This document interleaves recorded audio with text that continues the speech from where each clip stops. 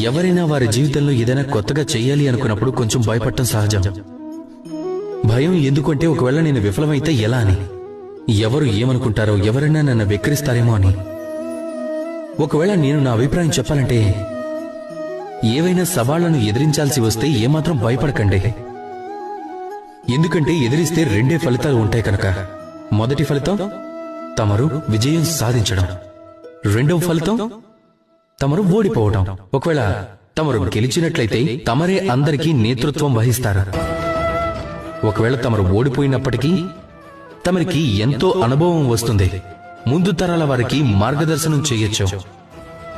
ఇప్పుడు ఆలోచించండి, మీ మార్గదర్శనంతో మీరు ఎవరికైనా సహాయం చేయగలిగితే అప్పుడు తన స్వప్నాన్ని సాకారం చేసుకోగలుగుతాడు. ఎంతో పుణ్యం చేసుకుంటే గానీ రాదది. మీరు ఒక విషయాన్ని అర్థం చేసుకోండి, అది గెలుపైనా సరే ఓటమైనా అది మిమ్మల్ని తీసుకెళ్లేది ఒకే దారి వైపు, అదే గెలుపు వైపు. కనుక మీ దృష్టికోణాన్ని స్వచ్ఛంగా ఉంచుకోండి. అలానే మీ సవాళ్ల పరిధిని తగ్గించుకోకండి, ఆ పరిధిని అతిక్రమించండి. అవి మీ వ్యక్తిత్వాన్ని విస్తృతపరుస్తాయి, మిమ్మల్ని శక్తివంతంగా మారుస్తాయి.